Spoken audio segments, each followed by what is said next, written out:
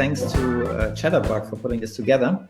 Yeah, I'm Tobias. I'm part of the team of Tandem, one of the co-founders of Tandem. Tandem is an app that helps you find language exchange partners. And I'm joining you here from Berlin, from home office. I believe it's day number 42 today, and want to talk about language exchange, and especially online language exchange in these times. I saw that we have polls here. I would actually be really interested in a poll that checks how many of you are currently having ongoing regular language exchanges, because I'm pretty sure there are a lot of experts out there amongst you as well. And I'm going to give a bit of a presentation here, but then I also hope we can get into some form of dialogue and exchange advice and experiences. So just for those who don't know Tandem, so it's an app you can download. In the process of setting it up, you are setting the languages that you want to speak and the ones that you want to learn. And then we show you a list of potential matches, people who speak the languages you learn and learn the languages you speak. And then you can connect with them, and basically the core of the experience is then like a messenger, or it's a messenger. You can send text messages, audio messages, images. You can also jump on audio and video calls. And we have a couple of features specific for language learning. You can translate messages, you can transliterate them as well. You can correct each other's messages. And on Android, for those who learn English on a beginner level, we also offer collecting expressions, where expressions that are useful for you as a beginner are marked in the chat, and then you can collect them and review them later. Currently, we have about 10 million members in our community. The biggest countries are the US, China, Russia, and Brazil, but the European countries together are bigger than China and the US, so our biggest market is here in Europe. We offer 160 languages, including 12 sign languages that you can learn on Tandem, and are currently actually in the process to double that. So in the next couple of weeks, we'll have even more languages you can pick as the languages you learn and the ones that you want to study. So what is a Tandem language exchange? We didn't come up with this concept. It was developed quite a while ago and practiced at universities mostly, universities with a big international student body. And the official definition of it is learning a language with someone who wants to learn your language by dividing your time into two parts. In one, your partner learns and practices your language and you help them. And in the other, you learn and practice their language and your partner helps you. And what we are basically doing is we are taking this method from universities out there in the world to everybody with a smartphone, and from the offline world, where it's mostly practice and also mostly research when it comes to the scientific research on this method, to the online world. Yeah, how do we see each other in kind of this whole landscape of other apps? There are apps like Duolingo, Babbel, Memrise, Busuu that help you build basics and vocabulary. And I want to quote Maria, who spoke before, if you really want to speak a language, you have to speak it. And this is basically where an app like Tandem comes in. So once you have some basics, you can find exchange partners and have chats with them that are very different from what you can learn on textbooks. For example, you will learn real language, how it's spoken in the wild. You will learn all these chat abbreviations, swear words, and whatever. And you will also learn a lot about culture, because of course we learn language through culture, and culture through language is very much connected. How much of the target language do I need to know? So it's probably not very useful to start with a language exchange when you don't speak a single word in the language. When it comes to the European framework, it's probably somewhere around A2 level, where the method starts to develop value. A good indicator is if you're able to talk about things that happened in the past. So if you know the past tense or how to express yourself, because that's simply what you talk about a lot in language exchanges. You talk about what you did today, what you did yesterday, about your last vacation. So that's actually a good indicator when you're ready for a language exchange. How to find a partner? So in the old days, when we still had offline options, in any bigger city, you would probably find language meetups where you can meet others and practice. There are bulletin boards at universities, at language schools. But especially nowadays, the online options become even more important. You will find websites out there. Some look pretty old school. You also find Facebook groups, subreddits about language exchange, and then, of course, apps like ours. What to look for in a partner? The most important aspect is having matching goals and motivation.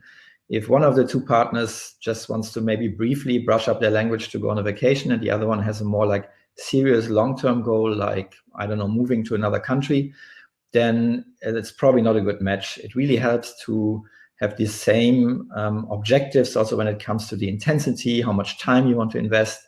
What we see is that successful language exchanges communicate about 2 to 3 times a week at least for about 3 to 6 months. That's when you see really the success of the method.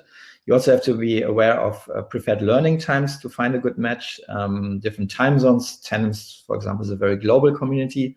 We have a little feature that you see on the screen here where you can set the time you are committing on Tandem and your learning schedule. You can see this on other people's profiles, and before you contact them, you can make sure that it's aligned.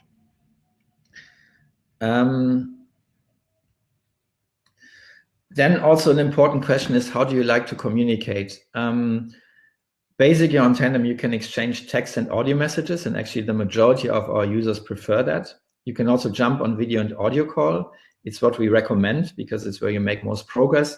And you can also set in your settings if you're available to meet in person, but of course, currently we advise people to not meet in person and stick with video differences between countries. So the majority of users prefers actually this more like asynchronous communication, and also less maybe, you less have to leave your comfort zone. If you record audio messages, you can also delete it and record it again, than really jumping into a call. But there also seem to be like cultural sensitivities around that. We see Turkey here on top of the countries. 27% of our users from Turkey actually have audio and video chats. In China, it's less.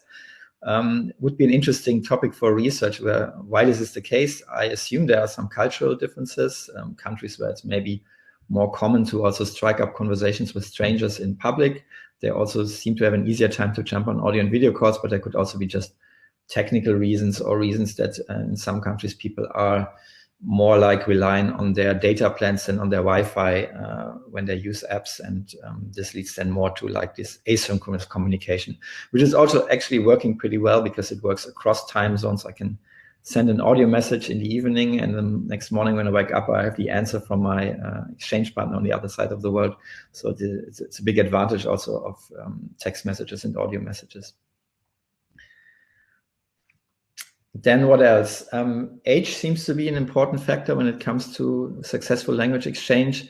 We see that the majority of exchanges on Tandem have less than 5 years of age difference. It becomes less important for older members, but for younger members that seems to be important.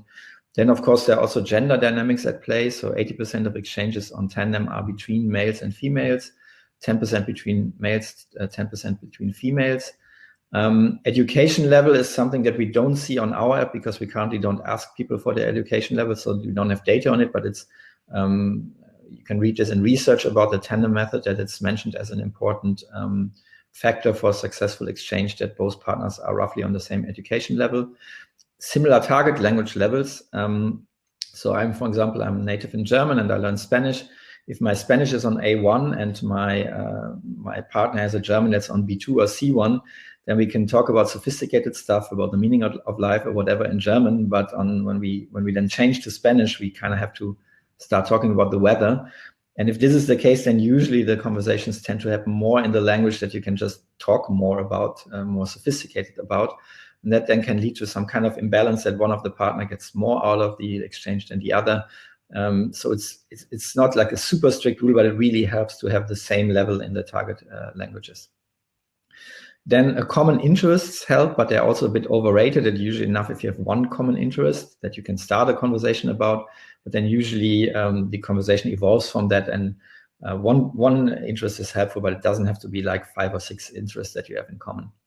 Then there's this thing called chemistry, which is also hard to measure and hard to even describe, but of course it helps if you click with your partner, if you have interest in each other's lives, to really sustain a language exchange over many months. The next topic is what to talk about in an exchange. So what language exchange basically offers is authentic, casual communication in a natural situation. And I guess that's also what most of us learn languages for, to have these authentic, casual communication in a natural situation. And it seems logical to simply also learn in this kind of situations. And that's what language exchange also offers you. It's not textbook, it's not like a movie you're watching, it's actually a natural situation. And you experience language like it's spoken there out in the wild, so to say. It's also important, though, to be relaxed and patient and to not jump into too sophisticated or maybe private topics too quickly, to give each other time to build trust and to really start with basics like work, studies, family, friends, vacations, hobbies, preferences, habits. We also ask our users what do they actually talk about in their language exchanges, and this is the result. It's a word cloud that is formed by the answers, and you can see the big ones there in the middle: daily activities, languages, hobbies, culture again, travel, music, but also things like food, movies, and so on. And you can also see here that there's not a shortage of topics to talk about in a language exchange. In the next level, you can maybe go a level further, talk about news articles or news, probably a topic that's a very good one currently, because a lot of people around the world are in a similar situation. They're interested in the news. Short stories, song lyrics, you can get creative of giving a tour of your place, showing what's in your fridge, for example, and teaching how the ingredients of your fridge or what's in your fridge is named in your partner's language. You can also go even more level further. So this is a test that one of my exchange partners sent me a while ago when I was learning Indonesian, and she put this test together just for me. And of course, you have to be careful not to teach your language exchange partners until you are actually a teacher. The idea is to help each other learn. But receiving a test like this was very motivating for me, very delightful for me, because it was made just for me and not like a test that a teacher does or that you find in a textbook or something like this. And it probably also shows, I believe that language learning always has two components. One is you have to find a method and a curriculum that really suits you and it really leads you to your goals. But the other half of the equation is motivation. And language exchange really helps to get motivated, because it's a real person who writes you a message or puts together a test like this for you, and you really want to not disappoint them. They hold you accountable, and you really want to understand what they're writing you, understand what they're asking you for, and answer something meaningful back. The next topic is correction. So I know that there are conflicting views out there when it comes to the role of correction in learning languages in general, in a teacher-student relationship, and also in a language exchange. Steve Kaufmann, who will talk later, he promotes very much that he doesn't like to get corrected, and he doesn't see the value in correction. When it comes to the scientific research that has been done about language exchange, there's actually the conclusion that the whole method stands and falls with the quality of correction, and correction is important, and mistakes should in general not stay uncorrected, so they don't become a habit, they don't fossilize, so to say. My personal opinion is probably that it's much more about how you correct it rather than if you or if you don't. And it also takes two sides, it takes both sides. So it's just as important to know how to correct than how to get corrected and how to deal with corrections. From the side of the one who's correcting, the two main risks are that at a low level, my exchange partner speaks a low level, I don't correct because there's just too much. It's just too annoying to address every single mistake. On the other hand, if the other person speaks it on a high level, I tend not to correct because I don't want to interrupt the flow of the conversation, and the mistakes seem like not that important to me because I can perfectly understand the person. But both are kind of traps, and that should not be fallen into. And then there are also big cultural differences in correcting. This is our world ranking of countries who like to correct others. As you see on top, and that's not surprising for me as a German, Germans are the world leaders in correcting others, closely followed by France. The Asian countries are more found towards the end of this. And especially China, Germans tend to correct others 10 times more often than Chinese, but even Japanese 3 times more than Chinese. I totally understand this as a German. I think here people perceive correction almost like you're helping someone out. It's like you're passing by the side of an accident and you're not helping. It's like almost a crime not to correct. And I will go to really like great lengths to correct you, and even get really into like insensitivity. So of course it's meine Katze ist gestorben, not meine Katze hat gestorben. I will not take care of your feelings there and just go straight and correct you. On Tandem, we also give you the option to set how intensely you want to be corrected. So you can also set your own preferences. Every single time I make a mistake, only when I make the same mistake repeatedly, or I just want to have general feedback once in a while, but I don't want every single mistake to be corrected. Interestingly, the majority of our users would like every single mistake to get corrected, and the group that just wants general feedback is rather small. But I would actually advise you to really think about this very carefully, and maybe also draw some conclusions from experiences where you felt like you were corrected too often and it's more like demotivating for you.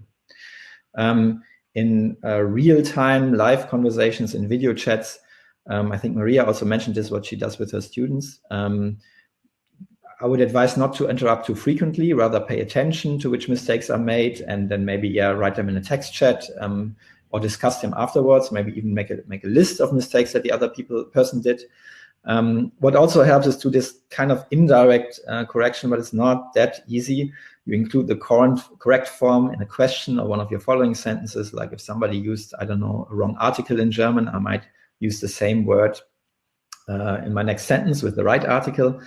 And also for the one who gets corrected, when they notice this, it's really very helpful to go full circle, and you make a mistake, the other person corrects you, and you yourself use it again in the correct form in one of your next sentences. That's when you really make learning progress.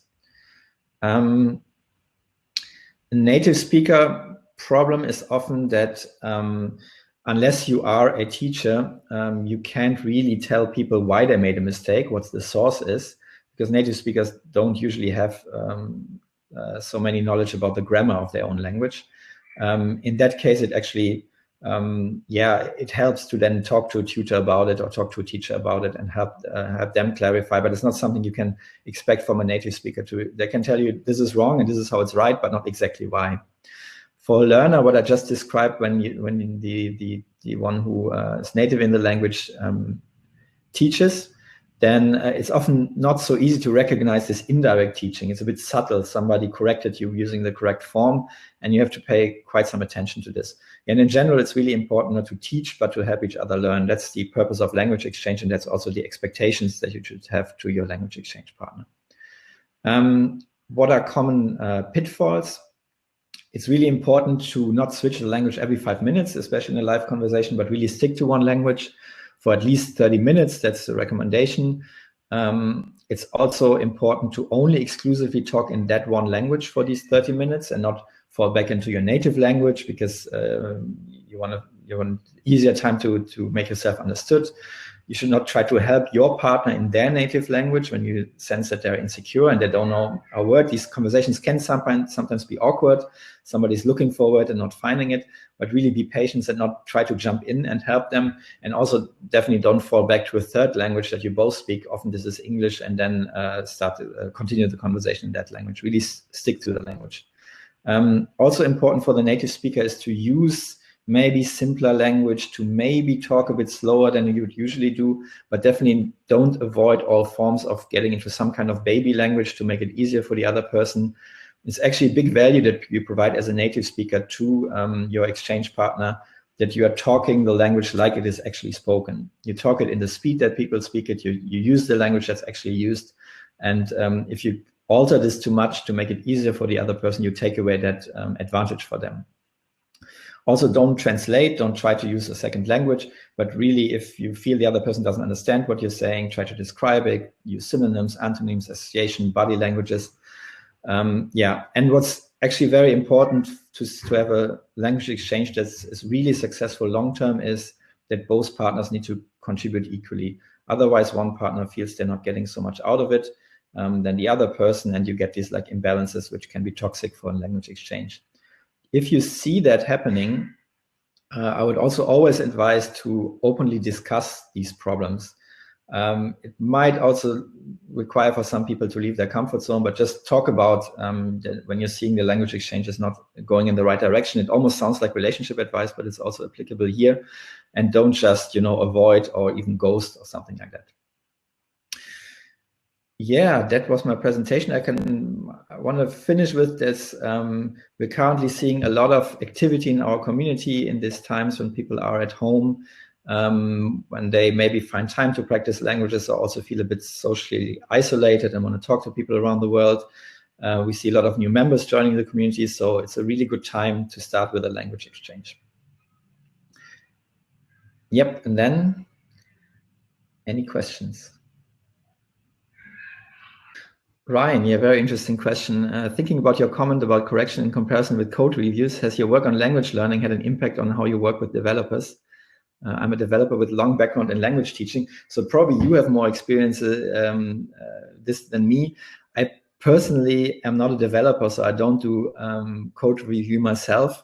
But I will think about if there are actually parallels between this and that can be applied here, actually. Yeah, very interesting.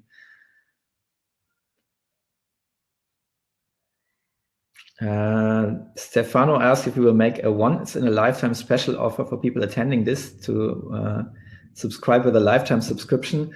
Well, we definitely offer a 7-day trial. So if you want to try out if the premium features are for you, this is to explain, this is how we monetize Tandem, is that bulk of the functionality is for free, but some features you need a subscription for. And you can definitely try it out for a trial if you want to see if it's for you. I see you back, Scott. Sorry about that. Yeah, sorry.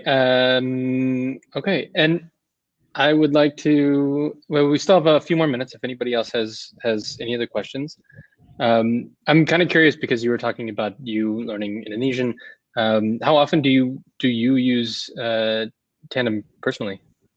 And what are you trying to learn now? Yeah, I use it on a daily basis, mostly currently on my Spanish and sometimes on my French. I also like it though when, like, for example, this example with Indonesia, I had a trip planned and I have like a very concrete goal to learn towards. Currently, especially these travel goals are a bit like far away. So in these times when I'm, for example, looking forward to a trip, then I definitely learn more and learn more intensively, but I still learn it on a daily basis. And I also experience now there's so many, that basically you have one topic to talk about with everyone on Tandem, and it leads to really nice conversations. Great. Okay, well, thank you so much for joining us, and we will take a short break and we'll come back. If anybody else has any questions, then you can put it in chat, and I think everybody's been kind of sticking around and answering questions still as well. So thank you so much for taking time out of your day and joining us, Tobias. Yeah, thank you very much for having me, and I will also go to the chat now and answer a couple of questions. Okay, great. Thanks.